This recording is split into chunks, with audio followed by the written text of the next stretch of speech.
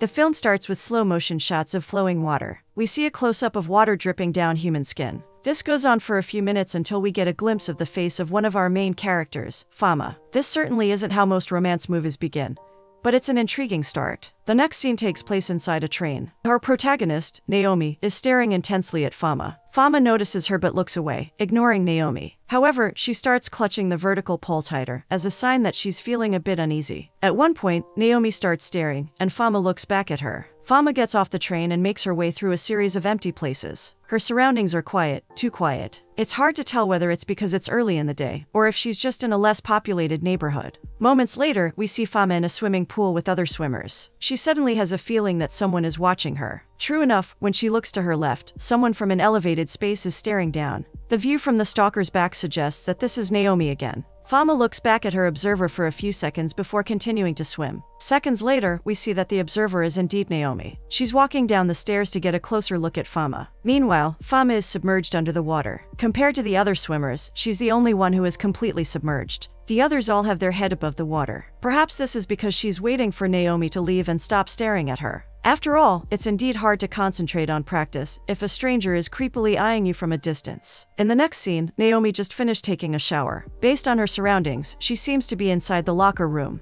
When she opens her locker, she sees what looks like a love letter, since it has a heart-shaped seal. Seconds later, we find out that Fama is also in the same locker room, putting on her clothes. After she finishes changing, Fama notices that someone is staring at her again, so she looks back. Naomi immediately averts her gaze and buries her face in her locker. Once again, their cat and mouse interaction continues. In the next scene, Naomi walks into her home, and we see the walls of books everywhere. She stands close to the windows and observes the numerous couples outside, sitting on the grassy field. All of them seem to be frozen in time, like statues. They look more like an art installation composed of people, rather than a regular group. Naomi closes the curtains, making sure that only minimal light peeks through. As Naomi steps back and takes off her jacket, we see that the light going through the curtains creates a surreal effect. The light creates an upside-down reflection of the outside scenery. Naomi also plays some music while admiring the light effects in the room. Moments later, we see the love letter on a desk, and Naomi staring at it from a distance as the room gets darker. Once again, the film attempts to blur the lines between romance, horror, and mystery. Why is Naomi not opening the love letter? The next scene opens with the word languor, which means aggressive stillness. Once again, we see a close-up of an unmoving body while water is flowing on it.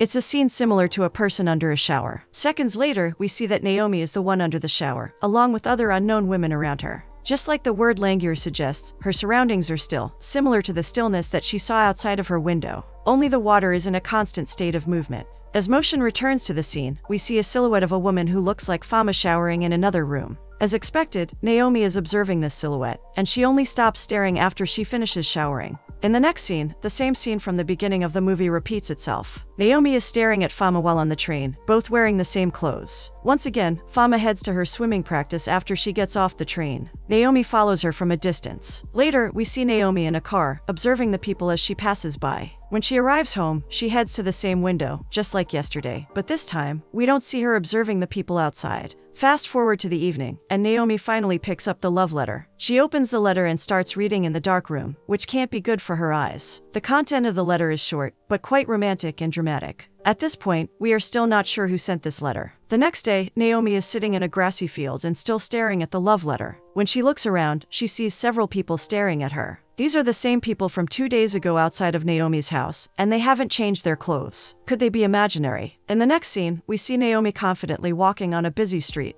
We get a glimpse of a few couples among the sea of people. Naomi is stalking Fama again. She is observing Fama talking to her friends. When Fama looks back, she spots Naomi, who is quick to avert her gaze. When Naomi looks back at Fama, she notices that her crush is smiling at the boys at the other table. Naomi's facial expression shows jealousy and heartbreak. Naomi decides to jump into the nearest body of water she can find. While underwater, Naomi's imagination runs wild. She imagines she and Fama are in the same room, holding hands. Naomi keeps thinking about this until the next day. We see Naomi in her birthday suit in the same locker room, just like before. She is unfazed by the group of women entering the room, because she is too focused on deep thought. She makes sure to shower at the same time as Fama. This synchronized showering, albeit from a different shower stall, is a routine for her now. In the next scene, Fama is at her place of work, a fancy restaurant. Her manager is looking at her as she finishes tying her headpiece. He's giving her a look of judgment and scrutiny. Fama stands at the entrance of the restaurant, welcoming customers and pointing to any available tables. Standing still for hours comes with its own set of challenges. In the next scene, Naomi is in front of her computer, typing out the first few lines of the love letter. Seconds later, we see Fama under some bedsheets. When she sits up on her bed, she opens and reads a letter. It contains the same romantic lines from the letter that Naomi received. The only difference is that this one is not handwritten. We see a slight smile form on Fama's face. In the next scene, Fama is showering. After a few seconds, she turns around to look at Naomi, who is showering behind her. Instead of making eye contact, Naomi turns away from Fama while smiling. She's happy that her crush finally notices her, but doesn't seem to have the courage to look back at her. Surprisingly, that night, Naomi manages to bring Fama back to her home. The next day, after Fama finishes breakfast, she walks around Naomi's home, looking at the books on the shelves. When the camera pans to another room, we see Naomi ironing Fama's work clothes. She also folds it neatly before giving it to Fama to wear. This makes Fama smile, which is something that Naomi loves to see. Later that day, we see Naomi wearing fancy clothes while sitting at a restaurant. This is the same restaurant where Fama works, and we even see her in the background, standing. After a few minutes, Fama comes out of the kitchen and brings Naomi her food. While serving her, Naomi purposefully drops her spoon. When Fama crouches down to get the spoon, Naomi nonchalantly spills the food on Fama. The server just stares at Naomi with a confused and disappointed look. Meanwhile, Naomi gives Fama a cold, condescending stare. It's hard to know if this situation is deliberate, or some kind of role play. Who knew that a relationship that started with stalking would have a toxic scenario like this one? On their way back home, Fama stares at Naomi, trying to figure out what she's thinking. Meanwhile, Naomi doesn't dare look at Fama for the entire car ride home. When they get back home, Naomi finally gives Fama a look, perhaps as a sign that she's sorry and ready to reconcile. In the next scene, Fama is sitting in a food court among a sea of people. Moments later, Naomi finally arrives, wearing the same outfit as Fama. She's also wearing a wig that's the same style as Fama's. Fortunately, Fama finds this stunt funny. Later, the couple continues walking through a crowd. This time, Naomi is no longer wearing the wig. For a brief moment, Naomi seems disoriented, but she manages to pull herself together. During the evening, the couple opts to eat street food at a random street corner. Fama and Naomi give each other loving stares while savoring their food. When they get home, they head to the bedroom. At first, it seems like something sexual is going to happen next. Fama even smiles at Naomi, who is patiently waiting while sitting on the bed. Seconds later, Naomi is alone in the room, and Fama is walking outside.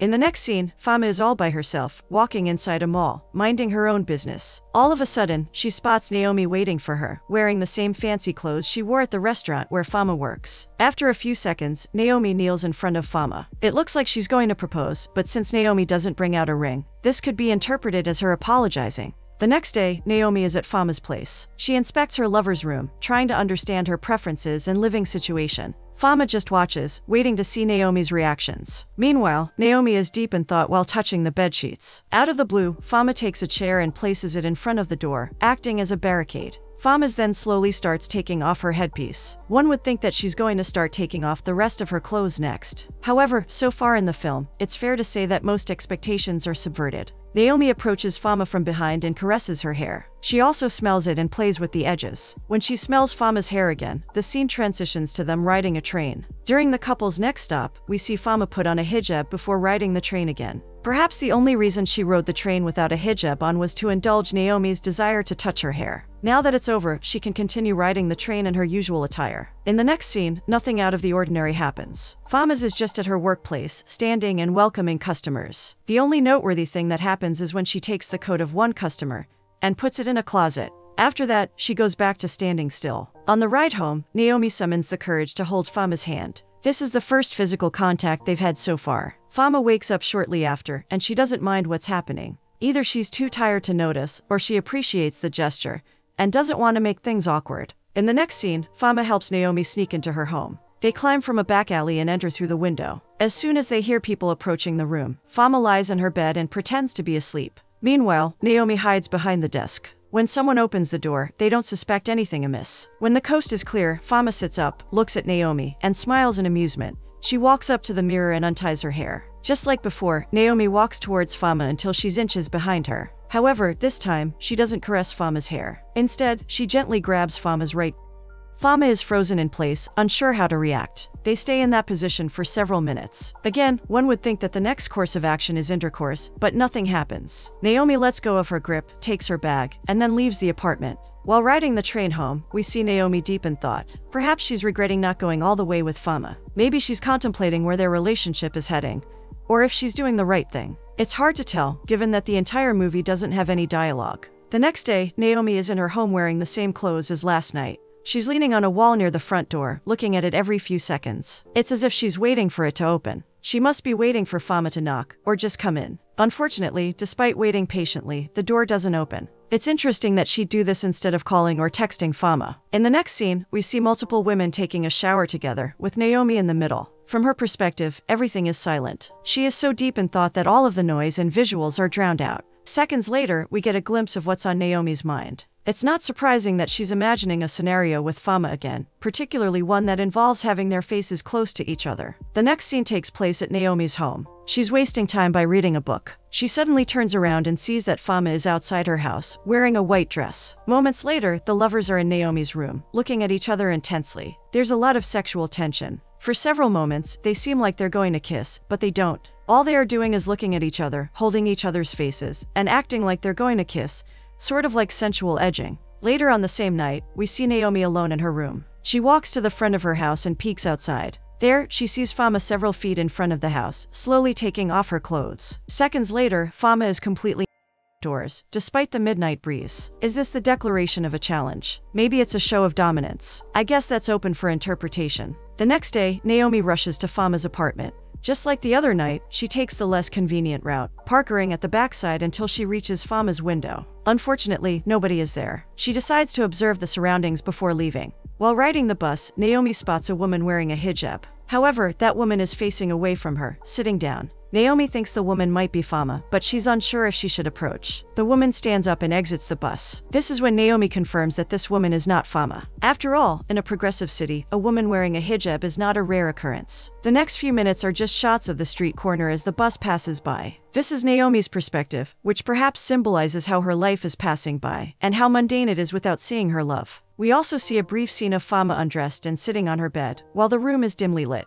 Perhaps it shows her desire to be alone in the meantime. Maybe she doesn't want to see Naomi for now. Later, we see Naomi walking on a busy street while smiling. Is she finally coming to terms with solitude and accepting life without Fama? It's hard to tell. Seconds later, she sees another woman wearing a hijab walking in an alley. She assumes this is Fama, as if every tall and skinny woman wearing a hijab is her. She almost follows this woman, but realizes the errors in her thinking. What if she's wrong again? Then she'll look like a fool once more. On her way home, Naomi starts looking at every woman wearing a hijab that she passes by. The sight of them is probably triggering Naomi's longing for Fama. When she gets back home, she walks around her house, while recalling the events that happened the other night. We get a flashback of the scene when Naomi and Fama are having a sensual stare down in a dimly lit room. After that, the next scene is back to the shower room, with Naomi and the other ladies. We get a few minutes of close-up shots of skin and flowing water. At this point, it's safe to assume that this must be a visual representation of Naomi's mind. Perhaps it represents the juxtaposition of overthinking in a tranquil environment. Naomi's thoughts are flowing water, while the bodies represent mundane daily life. One thing is for sure, there are a lot of shower scenes so far. In the next scene, Naomi is taking a nap in a sauna. She wakes up, surprised when Fama walks in and sits directly in front of her. This is not the first time they've been in the same room, but this is the first time they've been while staring at each other. As expected of a relationship that doesn't rely on verbal communication, the lovers communicate with their facial expressions, gestures, and eyes. The way they sit opposite each other with a bright light in the middle is an artistic representation of a certain divide that they are unable to overcome. All of a sudden, Naomi spreads her legs in front of Fama, showing her private parts. This is when Fama gets up and leaves. Looks like she doesn't appreciate Naomi's suggestive gesture. Disappointed by the turn of events, Naomi stays in the locker room to contemplate some more. Later that night, Naomi wakes up from her slumber and stands in front of the mirror. She unties her hair and observes her reflections for a while. She slowly raises her dress, but then stops. She remembers the night when Naomi held one of her. This moment might be signifying Fama's contemplation on whether she should be physically intimate with Naomi. The next night, Fama makes her way to Naomi's home. We see the door of the house is already open. Moments later, Naomi is in her bed, with Fama in front of her. They keep staring at each other, both waiting for each other to make the first move. Fama starts first by caressing Naomi's lips with her index finger. Seconds later, Naomi does the same. Fama then lightly touches the front of Naomi's top, and Naomi does the same. After that, Fama grabs Naomi's head. Before Naomi can do the same, Fama makes sure to remove her hijab and the rest of the cloth covering her hair. Naomi waits until she sees her lover's hair exposed. Once again, we are hit with a sudden twist when we see that Fama's hair has been cut short. Naomi can only close her eyes in disbelief. Fama then takes the rest of her hair, that she kept in the hijab, and gives it to Naomi. Perhaps Fama mistakenly thought that Naomi wanted her hair when she was caressing it. Maybe it's also Fama's odd way of showing affection and surrender. In the next scene, we see Naomi shedding tears alone in her room, while grasping the large chunk of hair that Fama left. Now, it becomes clear that this was Fama's way of saying goodbye. She ended the relationship with a symbolic parting gift, which is the piece of herself that Naomi loved the most. The movie ends with a close-up shot of Fama in a well-lit room. As the camera zooms closer, she slowly turns towards the viewers, as if challenging them to think about her situation.